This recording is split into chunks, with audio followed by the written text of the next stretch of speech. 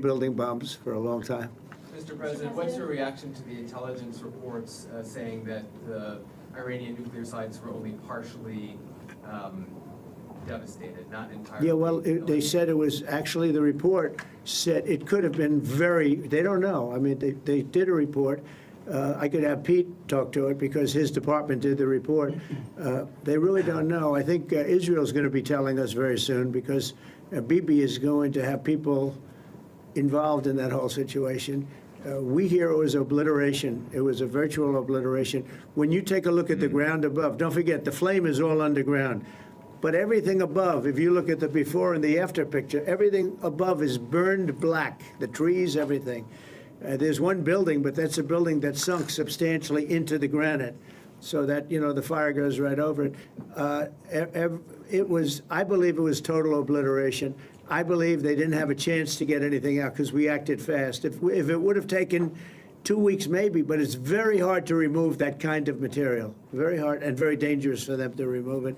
Plus, they knew we were coming. And if they know we're coming, they're not going to be down there.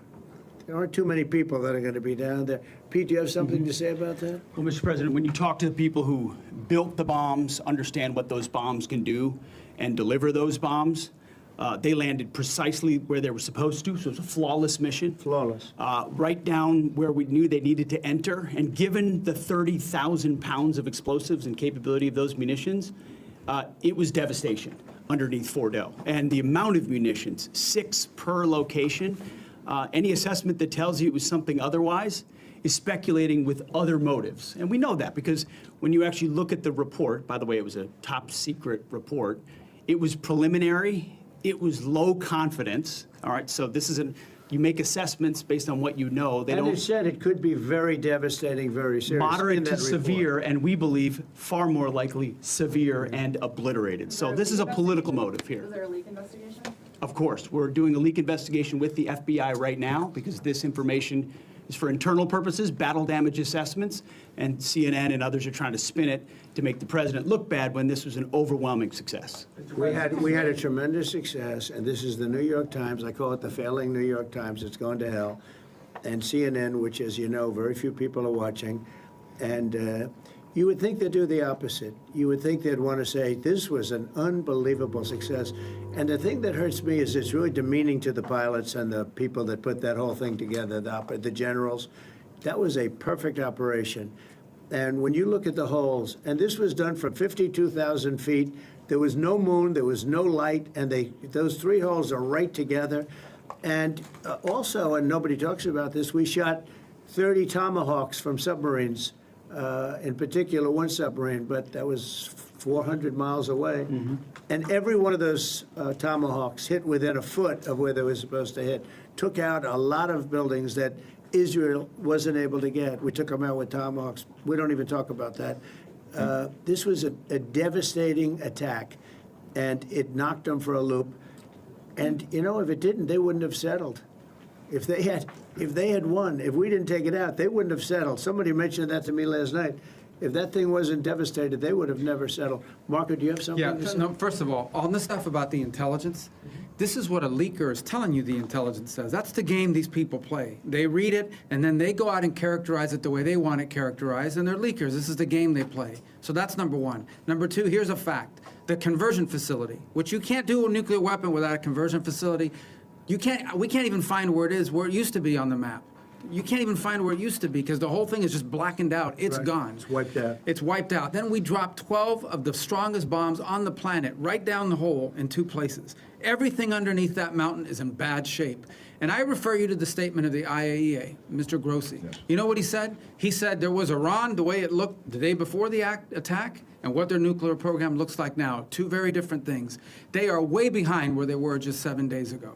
Now, anything in the world can be rebuilt, but now we know where it is. And if they try to rebuild it, we'll have options there as well. But all this leaker stuff, these leakers are professional stabbers. That's what they are. They go out and they read this stuff, and then they tell you what it says against the law, but they characterize it for you in a way that's absolutely false. There's no way Iran comes to the table if somehow nothing had happened. This was complete and total obliteration.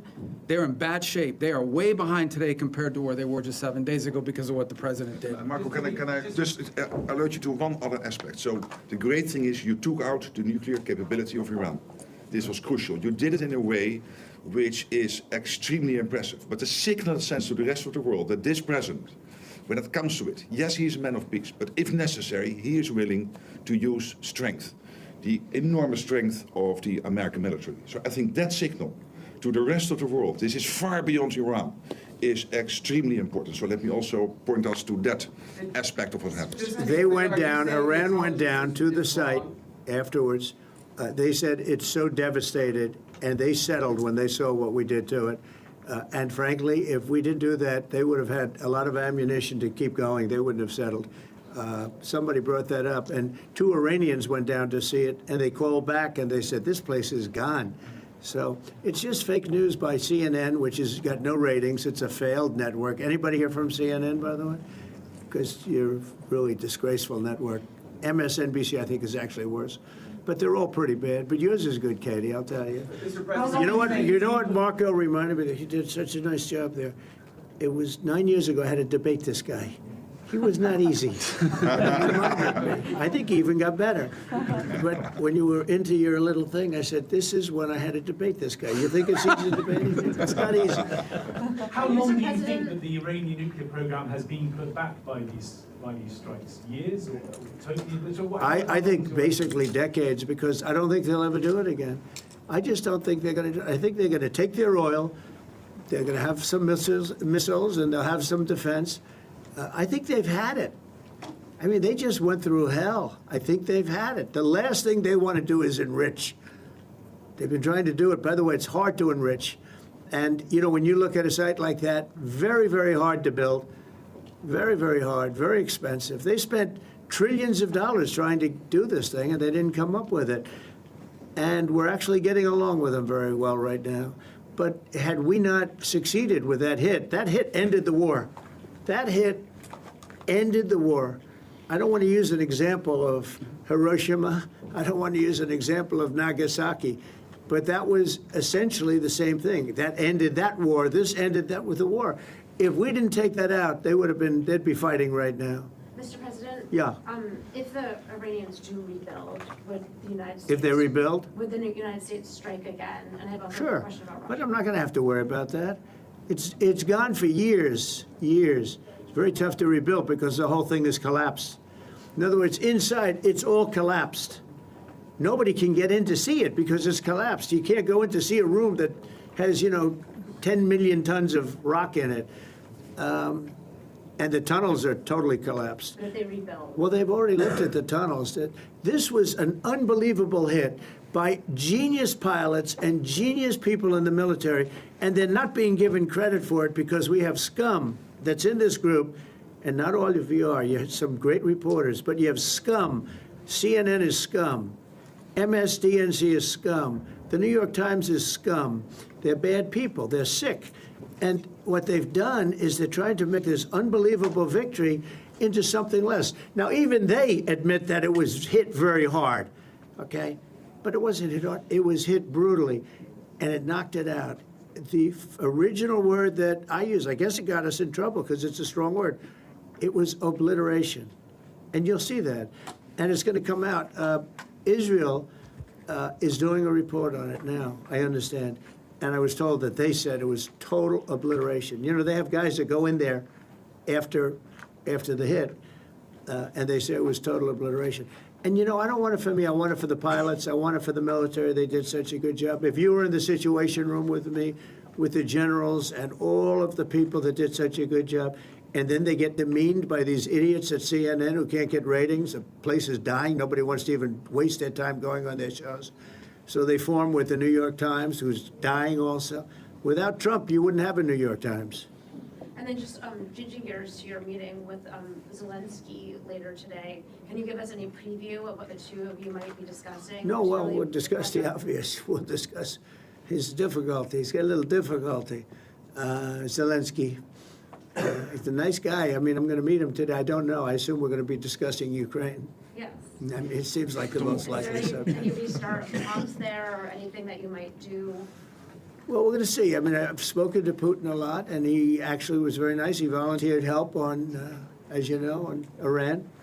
I said, no, I don't need help on Iran. I need help on Russia. Okay? I said, do me a favor. Sure. Help us on Russia, not on Iran. But he was very nice. We're going to talk about that. We're going to talk. I think progress is being made. I think great progress is being made on Gaza. I think because of this attack that we made, I think we're going to have some very good news. I was talking to Steve Witkoff, who, by the way, is terrific, and who knows more about this subject than anybody, the subject of what we were just talking about. He was on last night with Jesse and with Laura and with Sean. And boy, Susie, he has a great take on it. He just explains it so easily. He's really very knowledgeable. But he did tell me that Gaza is very close. Donald, we have to go to the others, I think. Oh, okay. Yeah, shall we go? One follow-up on Iran. Both you and Secretary Rubio and Hegseth mentioned the lead. But can you clarify, is the intelligence correct or is the intelligence wrong? Well, the intelligence was very inconclusive. The intelligence says, we don't know. It could have been very severe. That's what the intelligence says. So I guess that's correct. But I think we can take the we don't know. It was very severe. It was obliteration. And you'd think that a media outlet would say, isn't that a great thing? I mean, more importantly for the pilots, for the military, you take their guts out. You take their absolute guts out. They had a tremendous attack. It was a complete obliteration. The other team, the other group, Iran, said, let's stop this. And you know what? Israel said it too. Very smart. They fought like hell, and then they said, let's stop. And they're going to build themselves. And I really see it as sticking. I mean, we may do papers on it, Marco. Maybe we're going to do papers. I don't even know if you need them. They're not going to be fighting each other. They've had it. They've had a big fight, like two kids in a schoolyard. You know, they fight like hell. You can't stop them. Let them fight for about 2-3 minutes. Then it's easier to stop them. And then Daddy has to sometimes use strong language to You have get to it use stopped. strong language. Every once in a while, you have to use a certain word. I think you have to join get the others. point Donald. across. Yes, we're going to join some other group. Yes, thank you. Katie, one Just one last question. Do you believe she's so good. That's the only reason I take her. Thank you, Mr. President. She used to be very difficult, but now she's, go ahead. Do you believe that this strike on the Iranian nuclear program will lead to the release of the hostages in Gaza? I think that it helped a little bit. It showed a lot of power. Yeah, I think it helped, but we're going to get separately, even before this, we were very close to making a deal on Gaza. I think this helped, yes. Okay, thank you, Katie. Thank you, everybody. Thank you.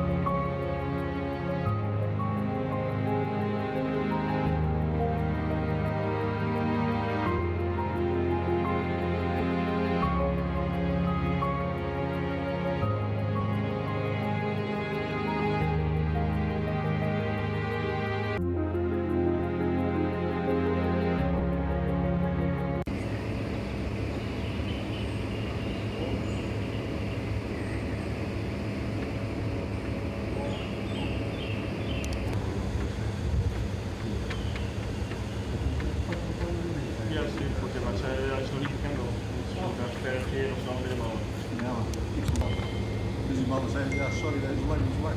Ja.